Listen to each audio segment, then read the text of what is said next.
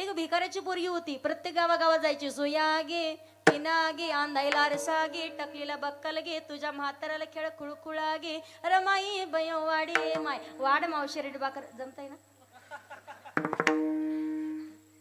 ज्या वेळेला भिकारीन पाहिली नक्षत्रासारखी दिसणारी रूपवान होती, हळदीच्या गाभ्यासारखा तिचं देह होता, डाळिंबी सारखी ओठ, गुलाबाच्या पाकळी सारखी तिचे गाल, सोडवलं बांधा, धनुष्याला लावलेल्या ताणलेल्या बाणासारखे तिचे भोया, एवढी सुंदर होती ती रूपवान मुलगी. त्या राजाच्या मुलानं पाहिली आणि हा म्हणे लग्न करणार तर या पोरी सोबत. का ग माझ्याशी लग्न करतेस का? ती म्हणे मी संस्कारी मुलगी आहे. अरे मुलीला काय विचारतो, तिच्या बापाला जाऊन विचार लग्न करायचंय का? आताच्या पोरी बापाला विचारायची सुद्धा वेळ देत नाही. किती स्वाभिमानानं जगत आलेला बाप असू द्या, पण आताच्या पोरी गावात जाऊन पहा तुम्ही, आयुष्यभर कधी कोणाचा एक शब्द नाही ऐकून घेतला आणि एखाद्या गोष्टीमुळे कधीच मान खाली नाही घातली, पण आज फक्त पोरीच्या चुकीच्या वागण्यामुळे बापाला मान खाली घालण्याची वेळ येते. किती हात जोडून विनंती आहे, ही वेळ कधी कोणत्याच पोरीनं बापावरती नाही आणली पाहिजे. आज आमच्या परिसरामध्ये किती घडलेल्या घटना आहेत. काही काही लोक आमच्या पैसे डसा रडतात. कधी कधी लोक म्हणतात ताई तुम्ही कीर्तन करता, तुम्ही हजारो लोकात उभे राहता. मी सांगू तुम्हाला, जी पोरगी हजारो लोकात उभं राहून उपदेश करत असते का, ती मुलगी म्हणजे तिच्या बापानं सांभाळलेली वाघीण असते. आणि त्यासाठी तेवढ्या मोठ्या अंतकरणाचा बाप लागत असतो. मला सांगण्याचं तात्पर्य, परिस्थिती पाहिली तर खूप बिकट होते. आम्ही तिघी जणी बहिणी, मोठी जॉबला, लहानी MBBS करते आणि सगळ्याच व्यवस्थित आहे. परिस्थिती नाजूक होती, पण कायम बापाने एक शिकवावं, शेती विकवण्याची वेळ आली तरी चालेल, 5 एकरची 5 एकर घालू, पण कधीच आमची मान खाली जाईल असं मात्र कधी वागू नका. आमच्या गावातल्या फक्त आमच्याच घरातल्या पोरी आपोआपल्या ठिकाणी व्यवस्थित लागलेल्या आहेत. मला सांगण्याचं तात्पर्य, सगळ्या पोरींना हात जोडून विनंती, किती लोक आमच्यापाशी ढसा रडतात, ताई अहो असं केलं पोरीनं, नाही सांगा वाटत तो कोणाच्या जवळ. बाप कधी रडत नाही, किती मोठी हानी होऊ द्या, किती मोठं नुकसान होऊ द्या, अहो काहीच त्यांचा पैसा किती चोरी होऊ द्या, कधी बापाला तेवढं दुःख होत नाही. पण काळजाचा तुकडा असतो तर हाताच्या फोडाप्रमाणे सांभाळत आलेले असतात ते पोरीला, लहानाची मोठी करतात. आणि ज्या वेळेला ती स्वाभिमानानं दुसऱ्याच्या घरात स्वाधीन करायची असते, त्यावेळेला ती मुलगी स्वतःच्या हाताने निर्णय, स्वतःच्या बुद्धीने निर्णय घेते. मला आजपर्यंत सांगा, जगात कोणत्या मायबापाला वाटतं की आपल्या पोरीचं वाटोळ व्हावं? अहो नको ती स्थळ पाहतात. कधीच कोणाच्या समोर न हात जोडणारा बाप त्या जावयाच्या समोर जातो, सांगतो जावई बापू माझी पोरगी तळहाताच्या फोडासारखी सांभाळी. एखादी गोष्ट कमी जास्त होईल, नाही तिने एखादं काम बरोबर केलं आणि एखाद्या वेळेला चुकलंच काही तिचं, तर तिला पदरात घालून घ्या, ही वयाच्या समोर जावं. तुम्हाला सांगतो तुमची लेक म्हणून सांभाळा. येईन बाईला सांगावं, तुम्हालाही सांगतो तुमची लेक म्हणून सांभाळून घ्या.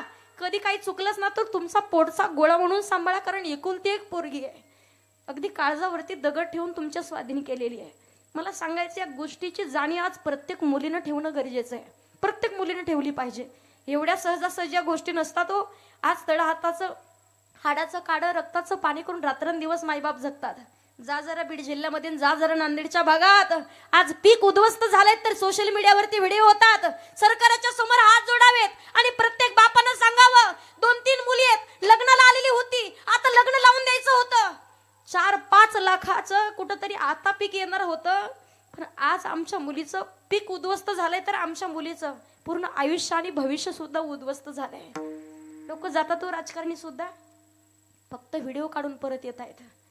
सोशल मीडियावरती पहा तुम्ही, प्रत्येकाच्या डोळ्यात पाणी येण्यासारखी गोष्ट आहे. आपण म्हणत होतो कलियुगामध्ये अगदी महाप्रलय होणार आहे, कुठेतरी पाणी दिसतंय. आज काय काय घटना होत आहेत, आपण सुरक्षित आहोत म्हणून आपल्याला दुःख वाटत नाहीये. त्या भागात जाऊन लोकांची घरं उद्ध्वस्त झालेली आहेत. सांगण्याचं तात्पर्य, लेकरांच्या वरती चांगले संस्कार असावेत. मुलगी असावी पण ती सुद्धा चांगल्या विचाराची पाहिजे. मुलगाही असावा पण चांगल्या विचाराचा.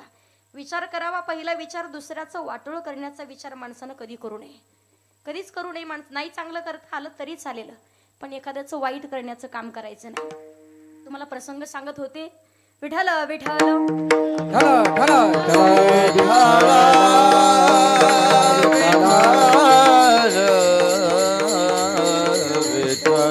आपला प्रसंग चालू होता. ज्या वेळेला त्या राजाने विचारलं, माझ्याशी लग्न करतेस का? जा म्हणे माझ्या बापाला विचार. बापाला विचार म्हटल्याबरोबर राजानं घोड्यावरती बसला आणि तसाच तिच्या बापाकडे गेला. म्हणे का हो, नक्षत्रासारखी दिसणारी तुमची मुलगी, रूपमान असलेली तुमची मुलगी, तिचं लग्न माझ्याशी लावून देता का? कशाला गरीबाची थट्टा करता म्हणे राजेसाहेब, नका ना मजा करू, नका थट्टा करू. हो कशाला आमची मजा घेता? नाही म्हणे खरंच सांगतोय, तुमच्या मुलीचं माझ्याशी लग्न लावून द्या. 1 महिन्यापासून लग्नाची तयारी चालू होती. आनंदात लग्न पार पडलं आणि प्रत्येक भागाभागात गेलं की लग्न झाल्याच्या नंतर सत्यनारायण करण्याची पद्धत असते. करता ना तुमच्या इकडे? ही सत्यनारायणाची पूजेला 2 जण बसले. सत्यनारायणाची पूजा झाली आणि हिला 3 जणी नंदा होत्या. नंदा जवळ आल्या म्हणे, वहिनी साहेब लग्न झालं म्हणे, आता परंपरेनुसार म्हणे आपल्या संस्कृतीनुसार आता नाव घ्या. ती नाव घेते मी, आपण ऐका. त्या राजाचं नाव होतं हरिश्चंद्र. हिनं नाव घ्यायला सुरुवात केली. ती म्हणे, पांढऱ्या पांढऱ्या दुधावरची मौमौस आहे, पांढऱ्या पांढऱ्या दुधावरची मौमौस आहे, हरिश्चंद्राचं नाव घेते भाकरवाड ग. याला म्हणतात. एक होती दासी, पट्ट राणी केली तिसी, तिचे हिंडणे राहीना आणि मूळ स्वभाव जाईना.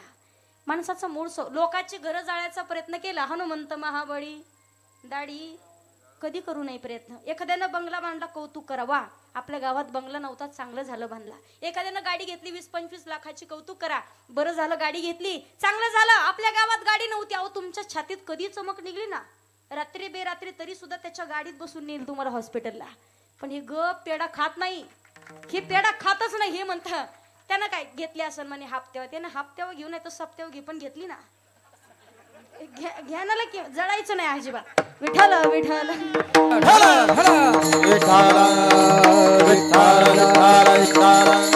मला सांगायचंय, अन्न मान धन हेतू प्रारब्ध आदिना.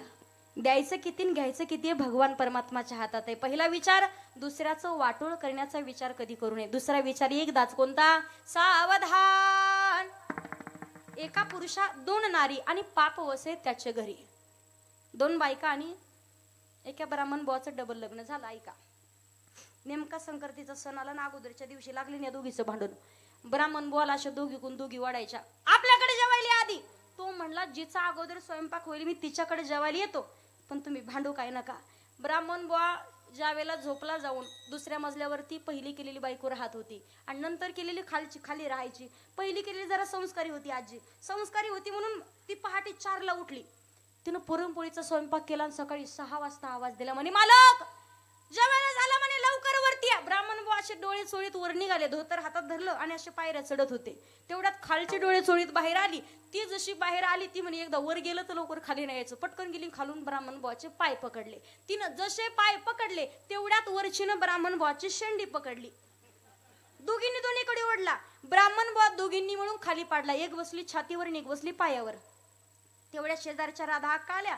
राधा अक्का म्हणतात, ब्राह्मण बुवा अहो यावर्षी संक्रांत कशावर आहे? ब्राह्मण बुवा म्हणतात, दिसू नका तुम्हाला, 2 तास झाले माझ्यावर बसले. विठ्ठल विठ्ठल.